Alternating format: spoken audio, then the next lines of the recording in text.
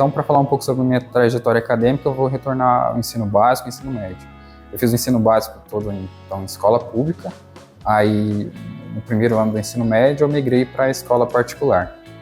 Lá, eu fiz o primeiro, segundo e terceiro ano em escola particular, e a ideia é eu sempre gostei um pouco da área de exatas, né? Então, me interessaram em fazer algum tipo de engenharia, eu queria muito fazer engenharia mecânica. Na verdade, tinha algumas engenharias que eu achava interessante fazer, engenharia mecânica, engenharia química, e a engenharia cartográfica, à época, eu não conhecia muito, então eu sabia que tinha a Unesp aqui de Presidente Prudente, tinha engenharia cartográfica e engenharia ambiental. Mas eu conheci mesmo porque, como eu sou natural de Presidente Prudente mesmo, era um curso de universidade pública que eu poderia fazer, né? Então surgiu a partir daí esse contato. E tinha um professor na escola, professor de química, que o pai dele era professor aqui da FCT Unesp, e ele indicou, ele falou, olha, é muito interessante você ter que fazer engenharia, mas normalmente você tem que ir para outras cidades ou para a região central, né, do estado de São Paulo, ou alguma ali na Grande São Paulo. Então, muitas vezes é melhor você verificar também algum curso que tem aqui na sua cidade, que muitas vezes se torna mais viável. Foi justamente o que aconteceu. Eu conheci, então, a engenharia cartográfica e decidi fazer tanto o vestibular nessas outras universidades como aqui. Aí, ao longo da minha trajetória, né, eu fiz os 5 anos aqui. No segundo ano de engenharia cartográfica, então, eu conheci um pouco sobre a iniciação científica, iniciei um projeto com o professor Dr. Hamilton Amorim. Na época era um projeto de cadastro urbano, então extração de informações para objetivos de planejamento urbano, mas ele envolvia muito a área de fotogrametria. Então foi meu primeiro contato com a iniciação científica. Eu posso dizer que a iniciação científica foi, acho que um fator preponderante até para eu ficar no curso, né? Como eu não tinha escolhido engenharia cartográfica por ser um curso que eu gostaria de fazer ali a princípio, né, mas era mais por viabilidade. Então, no primeiro e no segundo ano, eu tinha uma visão um pouco diferente do curso. Estava voltado mais àquela parte de levantamento de terras, inventário de território, né, mais a topografia do que a fotogrametria e as outras áreas. Eu não conhecia muito essas áreas. Então, eu posso dizer que a iniciação científica ela foi um fator até de ânimo para mim, né. Quando eu iniciei ali a iniciação científica, o professor Hamilton Amorim, ele falou, vamos submeter um projeto para a FAPESP, então a gente submeteu essa iniciação científica para a FAPESP, foi aprovado, e aí eu dei início, e a partir daí conheci um pouco mais sobre a área de pesquisa.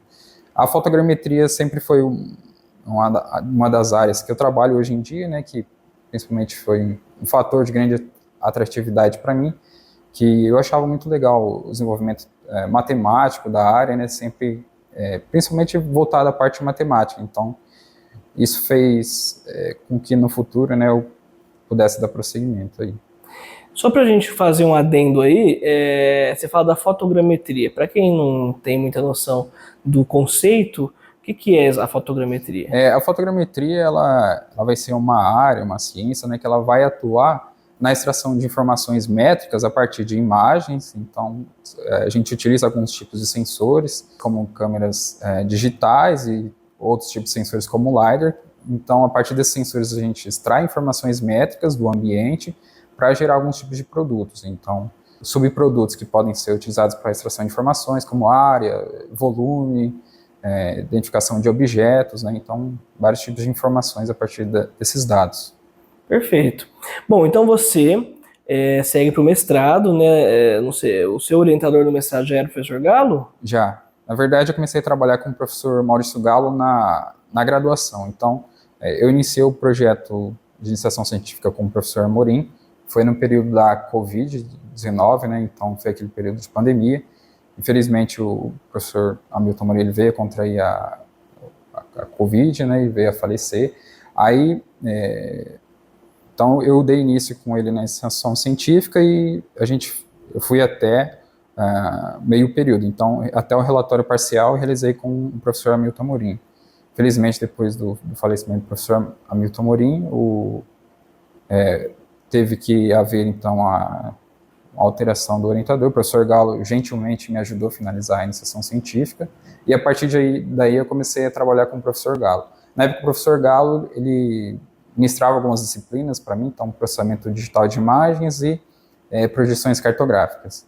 Aí, como eu tinha um contato assim, através dessas disciplinas, né, a gente deu início ao trabalho aí na graduação ainda. Quando eu iniciei o mestrado, o projeto temático da FAPESP, né, de sensoramento remoto de alta resolução para agricultura digital, ele estava iniciando. Eu, na iniciação científica, eu tinha um pouco de contato já com o que a gente chama de nuvens de pontos. São subprodutos que podem ser gerados tanto a partir de imagens quanto a partir do sensor LiDAR, né, como eu comentei. À época, então, estava prevista a aquisição de um sensor terrestre, o Faro Focus Premium, né, que é um sensor LiDAR de alta resolução. Ele tem capacidade, a precisão centimétrica, né, então, para distâncias curtas, então, até submilimétrica, né, de medição de objetos. A ideia, então, foi relacionar algum tema com um conhecimento prévio que eu já tinha. Na graduação também eu tive uma disciplina chamada varredura a laser, né, que foi ministrada pelo professor Aluir, então eu já tinha um contato um pouco sobre esses sensores. A ideia, então, foi trabalhar com sensores LiDAR, que já havia algumas pesquisas aqui, a própria Letícia Ferrari, que trabalhou aqui, nossa colega, ela trabalhou um pouco com essas nuvens de pontos, e a partir daí, então, dado o contexto aqui do próprio departamento e na área de pesquisa mesmo, que vinha como tendência a utilização de sensores LiDAR na agricultura, então eu migrei para trabalhar com um tema relacionado a isso. Então, falando um pouco sobre os sensores LiDAR. Sensores LiDAR, eles são sensores que eles tiveram um desenvolvimento ali a partir da década de 90, principalmente com o auxílio de sensores GPS, né, e sensores inerciais. Então, comparado às câmeras digitais, são sensores que têm um desenvolvimento relativamente, num período não tão longo, né. Eles começaram a ser aplicados mais na área urbana, então há um grande desenvolvimento na área urbana, e em países que têm florestas boreais, por exemplo, a própria Finlândia, que é um parceiro aqui do departamento, vários pesquisadores começaram a utilizar esses sensores lá. Em termos de agricultura, o Brasil ele é uma das grandes potências quando se fala da produção agrícola. E o sensor LiDAR ele tem, então, essa capacidade de fornecer informações que eram utilizadas nesses outros ambientes. A ideia do projeto temático era utilizar um sensor como esse, nesse contexto, para extrair informações que muitas vezes na agricultura elas são medidas de forma manual. Então, surge daí uma das motivações. Qual é a grande dificuldade em utilizar um sensor como o LiDAR na agricultura digital, então? É que, diferente das feições urbanas, que são objetos antrópicos que têm formas bem definidas, você não tem tantos ruídos, não está sujeito a tantos fatores externos como vento, chuva, variações climáticas, na agricultura digital a gente vai ter tudo isso. Além disso, um dos grandes fatores é o que a gente chama de característica do ambiente. Tem uma palavra que a gente pode citar que é ambiguidade. O que significa? As árvores, né, elas são plantadas em linhas, elas são muito parecidas, né? Se você vê isoladamente uma árvore e vê outras, é muito difícil você distinguir qual a diferença dos seus objetos, né? Agora, se a gente vai numa área urbana, se eu vejo uma edificação ou eu vejo um poste de luz, eu consigo identificar isso muito claramente, né? Porque são objetos que têm características muito diferentes. Surge daí uma das grandes motivações, né, para trabalhar com sensores LiDAR na agricultura digital. Perfeito. Aí, então, o objetivo seu na pesquisa e não sei se você fez campus, como que funcionou isso? Vamos falar de uma maneira mais prática aí, pessoal. Saber o que você fez de fato. Falando sobre o que eu trabalhei, então, no mestrado. No mestrado, eu trabalhei com uma técnica que a gente chama de registro de nuvem de pontos. Na verdade, o registro a gente pode falar de forma geral que é uma atividade de mapeamento. Vou falar para uma pessoa, talvez, que não seja da área, talvez se a gente utilizasse uma figura de linguagem, a gente pode falar que o mapeamento é como você montar um grande quebra-cabeça.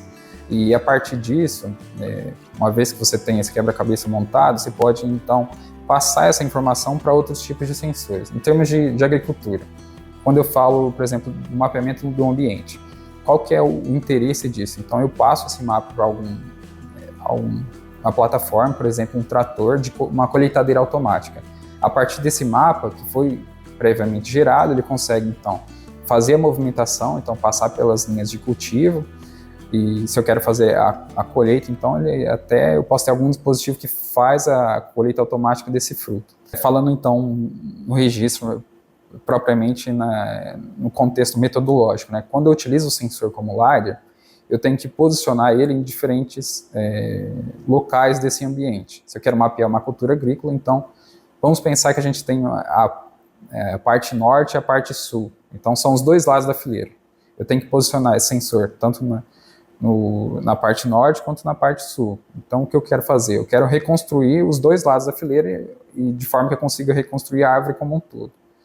Uma vez que eu faço essa movimentação do sensor em vários pontos do ambiente, o sistema de coordenadas dele interno vai ser alterado. O que isso quer dizer? Que cada ponto de vista desse me dá uma coordenada referenciada a um sistema de uma origem diferente. O objetivo do registro, então, é unir todas essas varreduras do LiDAR.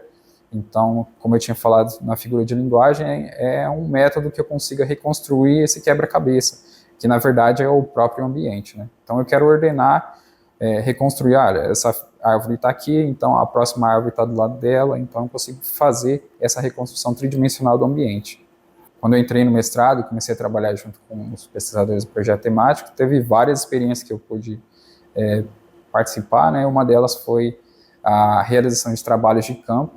Então eu pude ir a alguns lugares do Brasil, Minas Gerais, regiões do interior de São Paulo, fazer coletas em diferentes culturas, inclusive, né? Então pude realizar coletas de campo em culturas de cultivo de citros, laranja, café em Minas Gerais. Também teve plantações de eucaliptos, plantações florestas plantadas, né? E outros tipos de culturas, inclusive. Perfeito. Então a gente pode falar agora sobre resultado, né?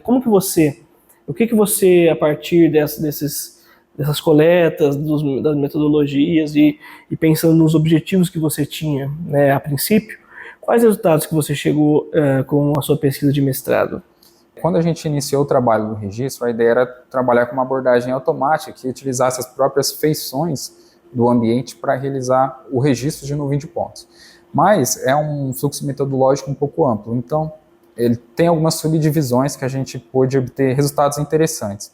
Então, por exemplo, se eu quero utilizar essas feições para realizar o registro, a primeira etapa que eu tenho que fazer é a detecção de objetos. O que eu posso fazer com isso, então? Eu posso detectar os frutos, detectar as folhas, detectar galhos, fazer toda essa segmentação do ambiente, das próprias árvores. Um dos resultados interessantes que a gente teve, que eu pude produzir um artigo e pudemos apresentar em um dos eventos que foi realizado na Grécia, pela I3E, foi então essa detecção e segmentação automática de frutos de laranja, a partir de dados LiDAR. A gente obteve resultados, assim, digamos que até no nosso contexto um pouco inédito, né, que não se via na literatura, relacionados principalmente a algumas dificuldades de fazer essa extração automática. Por quê? No contexto das laranjas, elas são árvores que têm uma densa folhagem. Então, você quer extrair ou detectar automaticamente esses frutos, é um pouco difícil, porque além de eu ter frutos na parte externa da copa, eu tenho muitos frutos que estão na parte interna. Uma das coisas interessantes é que tem uma pesquisa relacionada, que a gente pôde ter conhecimento na época, é que até 80% dos frutos da laranja eles estão na parte interna da copa. Então, se eu utilizo alguma imagem ou faço algum tipo de contagem manual, eu consigo ver os que estão na parte externa. Então, vou pensar, estimativa de produtividade. Se você utilizar apenas os que estão na parte externa, você não está levando em conta aqueles frutos que não são visíveis. Não são visíveis por quê? Por efeitos de sombra, de oclusão da própria folhagem.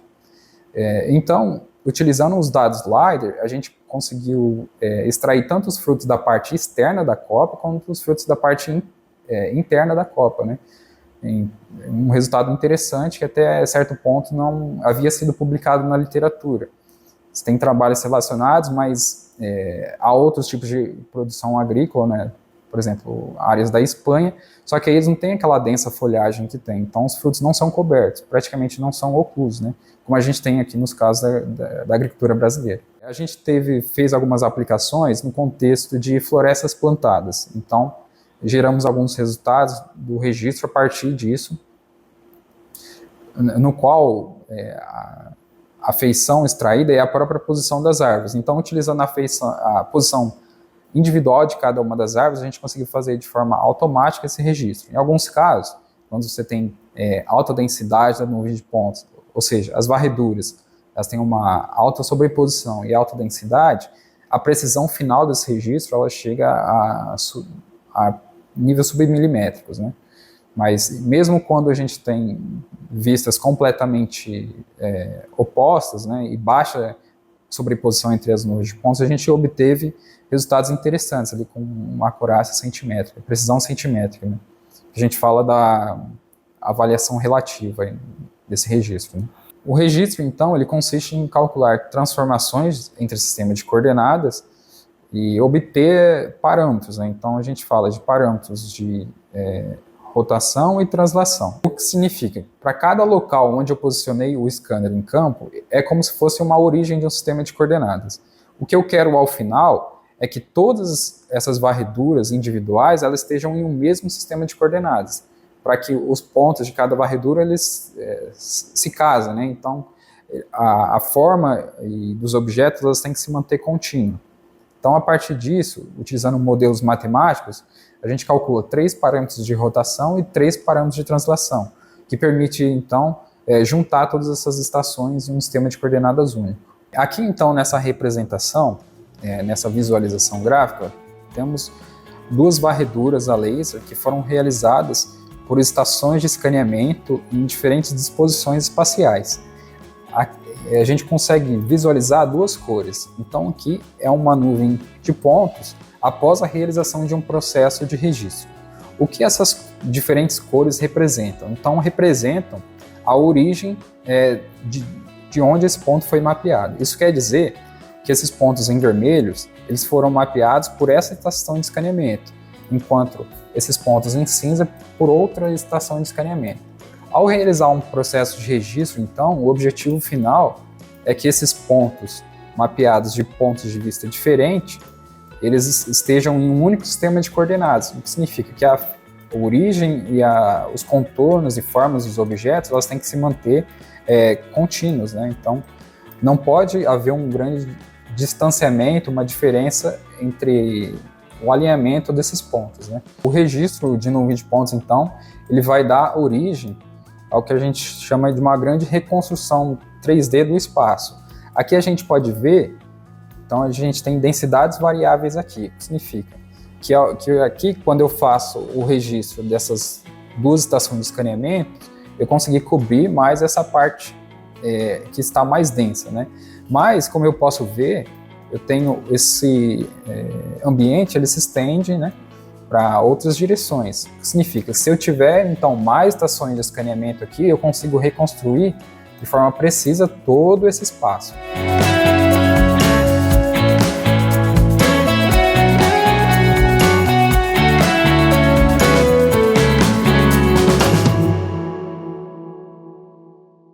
Matheus, então, no seu mestrado você teve algumas oportunidades que não são só oportunidades do ponto de vista profissional, né? E são também, claro, muito importantes para a formação acadêmica, etc., o seu currículo, né, para o seu histórico, mas também pessoais, né, de conhecer novas culturas, novos países, né, de ter contato com outros pesquisadores. Então me fala um pouquinho sobre essas experiências. O mestrado ele pôde me proporcionar várias experiências pessoais e profissionais, então muitas oportunidades, e sendo algumas delas que eu até nem esperava, né, que felizmente apareceram com o tempo. Então, falando quando eu entrei no mestrado em 2023, ainda, por exemplo, uma coisa interessante que ainda não havia nem sequer viajado de avião nenhuma vez, ainda foi minha primeira experiência em viagens com avião foi no mestrado, né? Então, voltando à apresentação, a relação de submissão de artigos e apresentação em eventos, o primeiro trabalho que eu pude apresentar, que aí foi minha primeira experiência até mesmo com a escrita em língua inglesa.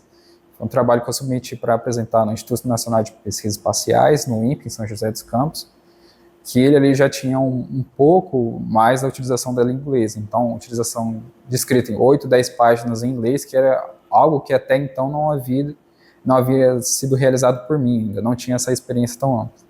Nesse trabalho foi interessante, que eu pude apresentar no evento, e foi o primeiro prêmio que eu pude ganhar. Já nesse evento a gente recebeu um prêmio de melhor trabalho, né? Esse trabalho, além de ter sido realizado por mim, teve a colaboração dos professores Maurício Galo, professor Renato e professor Tomazelli aqui do departamento. Então foi uma experiência muito legal. Depois, pude realizar a submissão de outros trabalhos para eventos. Um deles que eu pude submeter um artigo foi para um evento internacional, I3E Aigars, que ocorreu em Atenas, na Grécia, e foi minha primeira grande apresentação, além do trabalho propriamente todo escrito em inglês, né, em língua inglesa. Então foi um grande desafio. Sobre esse trabalho da Grécia, uma das coisas interessantes é que a época que você poderia submeter o artigo, dependendo da nota de avaliação do artigo, você poderia concorrer ao que eles chamam de uma bolsa de viagem, né, um grant. A gente então submeteu esse artigo que estava relacionado à detecção de frutos de laranja.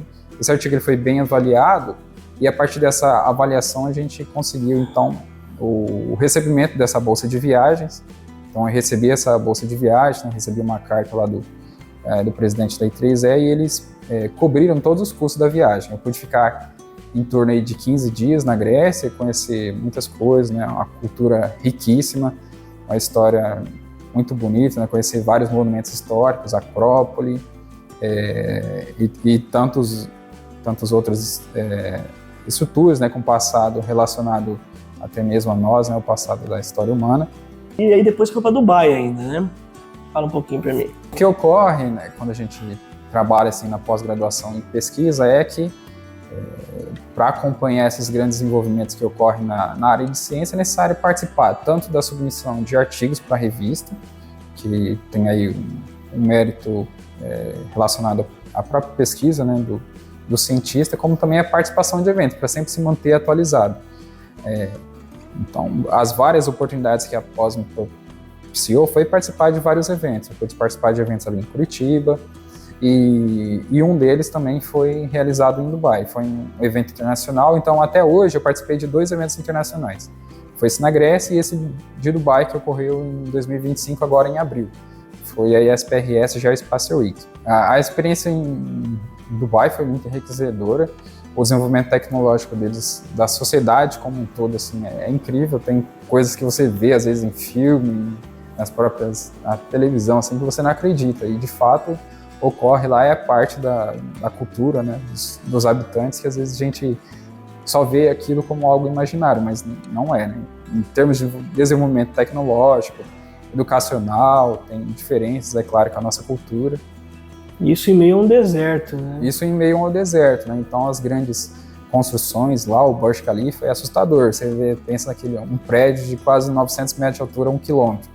Uhum. Você vê aquilo, mas quando você vê pessoalmente, vê todas as outras estruturas e construções, né, você vê assim, os milagres da engenharia, né? Então Dubai é um pouco disso. Você defendeu seu mestrado, né? Agora tem um título de mestre, e seguiu o rumo do doutorado, e eu quero saber o seguinte, o que você está pesquisando, quais são os objetivos agora do seu doutorado? No doutorado, o objetivo, digamos que o tipo de dado ainda continua sendo o mesmo, então é trabalhar com essa parte de nuvem de pontos, só que no doutorado agora eu vou trabalhar um contexto mais amplo, que envolve então até o aprendizado por inteligência artificial. O objetivo agora então é trabalhar na segmentação de nuvem de pontos com redes neurais, em um sentido mais amplo, para classificar então os pontos de várias feições ao mesmo tempo e extrair essas informações. Só que diferente do que foi feito no mestrado assim, de forma parcial, agora o objetivo não é eu ter um conhecimento prévio para utilizar algum parâmetro para extrair informação. Então eu passar vários conjuntos de dados para uma rede neural e a partir de um treinamento prévio realizado nessa rede neural que ela consiga extrair então todas essas feições e informações de forma automática.